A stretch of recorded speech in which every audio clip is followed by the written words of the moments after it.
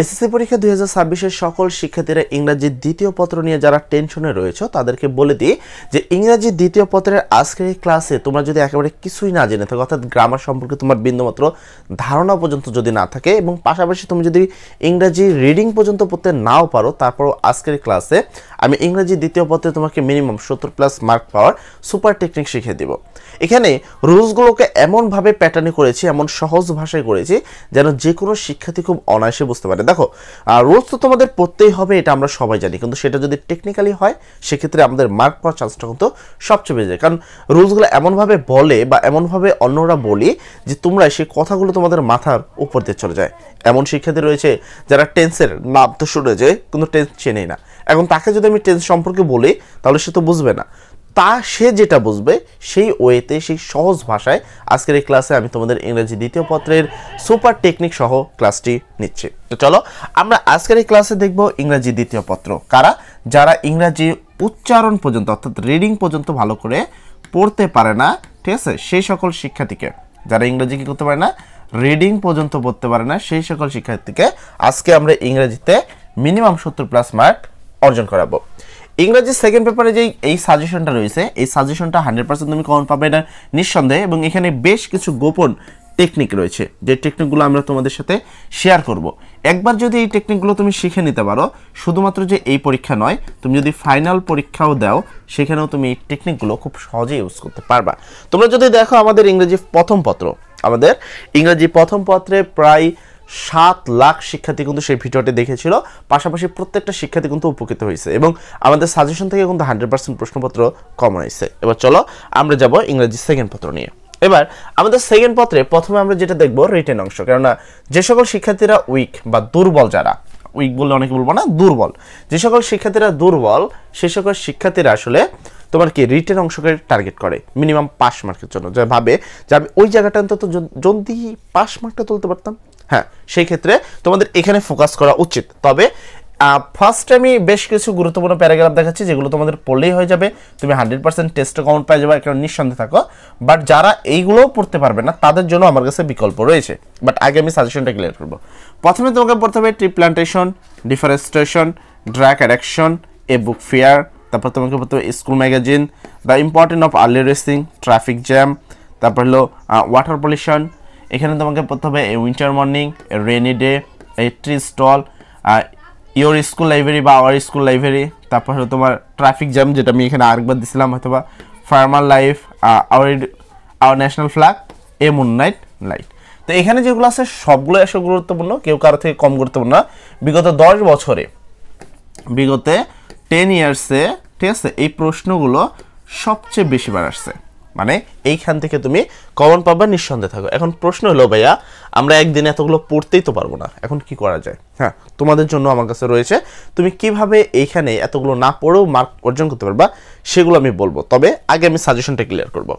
তো প্রথমে আমাদের ইংরেজি ফার্স্ট পেপারে গ্রামাটিক্যাল পয়েন্ট চলে গেল, তো চলো এর পরের পয়েন্টে যাই। আচ্ছা, এরপরে তোমাদের পরবর্তী অংশ থাকে হলো 11 নম্বর প্রশ্ন, যে প্রশ্নটাই থাকে হলো ইমেল, লেটার অথবা অ্যাপ্লিকেশন। এর মধ্যে লেটার আর অ্যাপ্লিকেশনটাই বেশি আসে, কোনো ক্ষেত্রে লেটার আসে, কোনো ক্ষেত্রে অ্যাপ্লিকেশন আসে, বলা যাবে না যে কোনটা আসবে।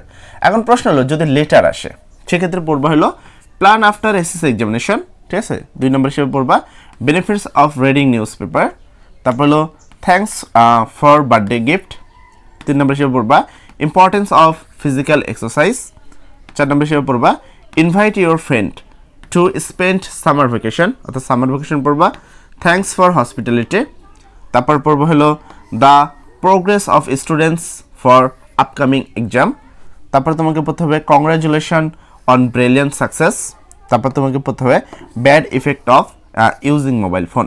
তো এইগুলো যেগুলো দেখছো খুবই গুরুত্বপূর্ণ, কেউ কারো থেকে কম গুরুত্বপূর্ণ নয় এই লেটারগুলো তোমরা ভালো করে পড়বা।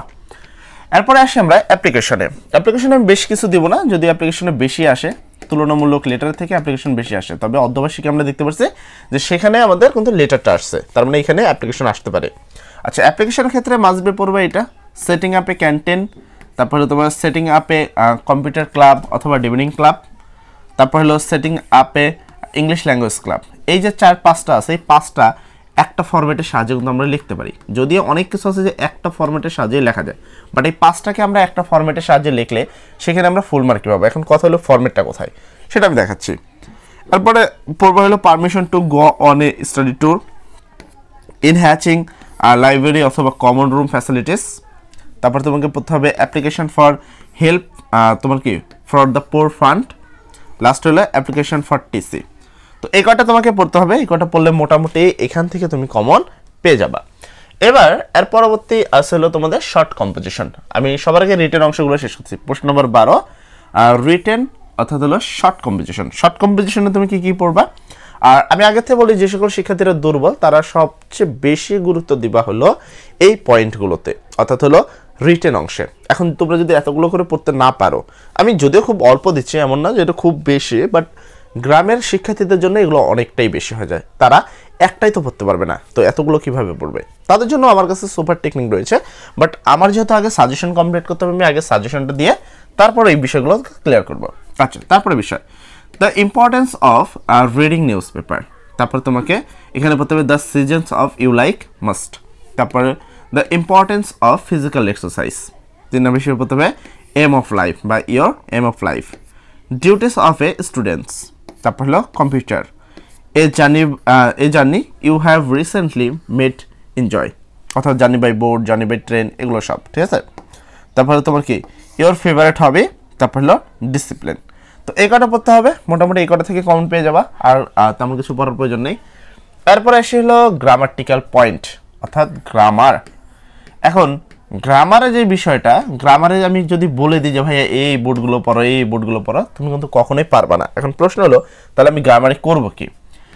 তো গ্রামার আমরা তোমাকে শিখিয়ে দিব, কারণ না গ্রামারে যদি আমি সহজভাবে বলি যে এই বোর্ডগুলো পড়ো 100% কমন পাবা, এই বোর্ডগুলোই তুমি পড়তে পারবে না, বা এই বোর্ডগুলোর সমাধান কীভাবে করা আছে সেই বিষয়টা তুমি পারবে না। তো এই জন্য আমি একটু এখান থেকে ব্যাক সাইড চলে আসো। তো অবশ্যই এখানে ফার্স্ট পেপারের জন্য যেমনভাবে দেখো অ্যাপ্লিকেশন কীভাবে লিখবা, পয়েন্টটা কিন্তু এখানে বলা আছে, অলরেডি 22,000 স্টুডেন্ট দেখেছে।